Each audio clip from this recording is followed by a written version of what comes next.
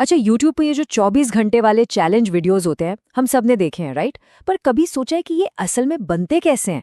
मतलब इनके पीछे का वो वायरल फॉर्मूला क्या है? चलिए आज एक ऐसे ही वीडियो को जरा डीप में जाकर समझते हैं। और बस इसी एक लाइन से पूरा खेल शुरू। ये सिर्फ एक लाइन नहीं है, ये एक तरह का वादा है कि भाई अगले कुछ मिनटों में फुल ड्रामा और एंटरटेनमेंट मिलने वाला है। यहीं से आप कह सकते हैं कि माहौल बनना शुरू हो जाता है। तो चलिए इस फॉर्मूले को ना परत दर परत खोल कर देखते हैं। हर सक्सेसफुल चैलेंज वीडियो की जो नींव होती है ना, वो होती है एक बहुत ही सिंपल आइडिया और कुछ बिल्कुल साफ साफ नियम। यही वो प्लेबुक है, वो गाइड है जिस पर पूरा का पूरा वीडियो टिका होता है। तो सवाल ये है कि आखिर ये चैलेंज वीडियो होता क्या है? सीधी सी भाषा में कहें तो ये एक ऐसा ऑनलाइन कंटेंट है जहां क्रिएटर्स एक तय समय के अंदर कोई मुश्किल सा या हटके सा काम पूरा करने की कोशिश करते हैं। और इस पूरे सफर को, इस पूरी प्रक्रिया को कैमरे पे रिकॉर्ड किया जाता है। सुनने में बड़ा सिंपल लगता है ना, लेकिन ये फॉर्मूला कमाल का काम करता है। अब जरा इन नियमों पर नजर डालिए, कितने सिंपल हैं। पहला, 24 घंटे एक छोटे से टावर हाउस में रहना है।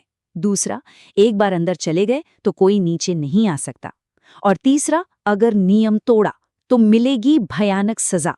देखा, बस इन 3 सिंपल से नियमों के अंदर ही पूरे वीडियो का ड्रामा, टेंशन सब कुछ छिपा है। और यही सादगी इन वीडियोस की जान होती है। ठीक है, तो रूल्स सेट हो गए, पर अब कहानी आगे कैसे बढ़ेगी? बस यहीं पर क्रिएटर्स अपनी पहली और कह सकते हैं सबसे स्मार्ट चाल चलते हैं।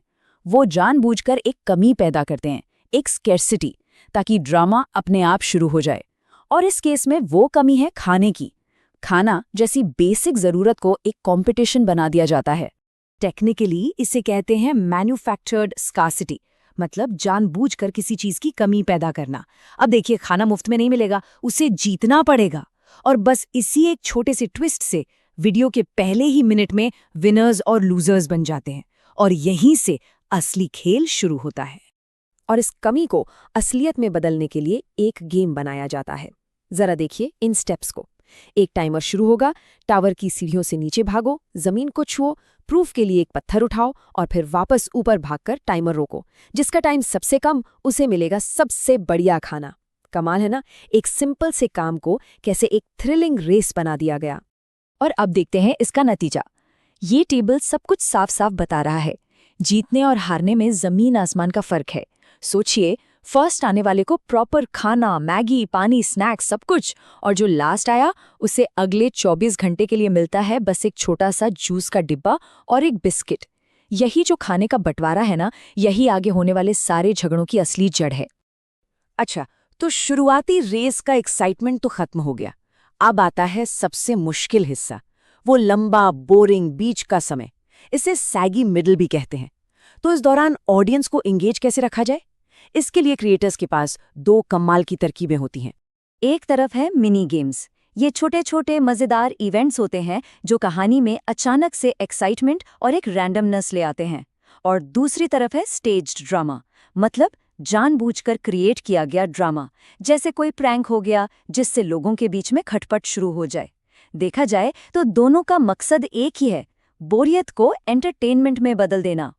अब मिस्ट्री बॉक्स वाले गेम का नतीजा देखिए। ये बिल्कुल किस्मत का खेल है। एक को तो एंटरटेनमेंट के लिए रिमोट कंट्रोल वाली कार मिल जाती है और दूसरे की किस्मत में निकलती है दुनिया की सबसे तीखी चिप, जोलो चिप। और ये चिप खाते ही जो सीन बनता है, जो ड्रामा होता है, वो कैमरे के लिए प्योर गोल्ड है। और फिर आती है दूसरी तरकीब, स्टेज्ड ड्रामा। और इसकी शुरुआत होती है बस इस एक लाइन से। एक पार्टिसिपेंट ऐसा दिखाता है जैसे उसे मूवी देखने जाना है और वो चैलेंज बीच में ही छोड़ रहा है। ये सब एक सोचा समझा स्क्रिप्टेड झगड़ा होता है जिसका मकसद बस ऑडियंस को हुक करके रखना है। और मजे की बात यह है कि इस सजा को कितना लंबा खींचा जाता है। पहले पैलों की मालिश करवाओ, फिर उससे 200 उठक बैठक लगवाओ, और जब ये सब हो जाए तो उसे बालकनी में ही लॉक कर दो। ये सब क्यों किया जा रहा है? सिर्फ एक वजह से ज्यादा कंटेंट निकालना और ग्रुप के अंदर टेंशन को और भी ज्यादा बढ़ाना। और बस यहीं से कहानी एक बहुत ही खतरनाक मोड़ लेना शुरू कर देती है। सोचिए, जब कुछ लोगों को एक छोटी सी जगह में बंद कर दिया जाए, उन्हें भूखा रखा जाए और उनके साथ लगातार प्रैंक किए जाएं, तो नकली ड्रामा ज्यादा देर तक नकली नहीं रहता, वो असली झगड़े में बदल जाता है। और अब यही होने वाला है। और इस पूरे हंगामे की चिंगारी होती है एक धोखा, एक विश्वासघात। बाकी लोग मिलकर उस अकेले इंसान की मैगी चुराकर बना लेते हैं जिसे उन्होंने प्रैंक करके बालकनी में बंद किया था। अब ये कोई मजाक नहीं रह गया है, ये तो सीधी सीधी दगाबाजी है। और ये टाइमलाइन दिखाती है कि कैसे बस कुछ ही मिनटों में सिचुएशन पूरी तरह से हाथ से निकल जाती है। स्टेप 1, वो लोग चोरी की मैगी बनाते हैं। स्टेप 2, उसे बंद दरवाजे के बाहर से चिढ़ा कर खाते हैं। और फिर होता है असली धमाका। गुस्से में आकर वो इंसान कांच का दरवाजा ही तोड़ देता है और नतीजा, मैगी में कांच के टुकड़े। अब वो किसी के भी खाने लायक नहीं बची। और फिर आती है ये लाइन जो सब कुछ बयां कर देती है, अब तू भी उसको नहीं खा सकता तो तुम भी नहीं खा सकते। ये वो पॉइंट ऑफ नो रिटर्न है। एक मजाक की वजह से वो इकलौता अच्छा खाना भी अब किसी को नहीं मिलेगा। इस खेल में कोई नहीं जीता, सब हार गए। तो इतना सब होने के बाद, इतना हंगामा, टूटा हुआ कांच, बर्बाद खाना, इसके बाद वीडियो खत्म कैसे होता है? क्या वो लोग बैठकर अपना झगड़ा सुलझाते हैं? नहीं, बिल्कुल नहीं, बल्कि वो एक बहुत ही स्मार्ट मूव चलते हैं। वो कहानी को अधूरा छोड़ देते हैं ताकि ऑडियंस अगले वीडियो के लिए बेकरार रहे। इस ट्रिक को कहते हैं कंटेंट लूप। मतलब प्रॉब्लम को सॉल्व करने की जगह वीडियो को एक क्लिफ हैंगर पर खत्म कर दो और तुरंत अगले चैलेंज का लालच दे दो। ये ऑडियंस को एक न खत्म होने वाले लूप में फंसाने का एक शानदार तरीका है ताकि वो और ज्यादा देखने के लिए बार बार वापस आएं। और ये है वीडियो की आखिरी लाइन।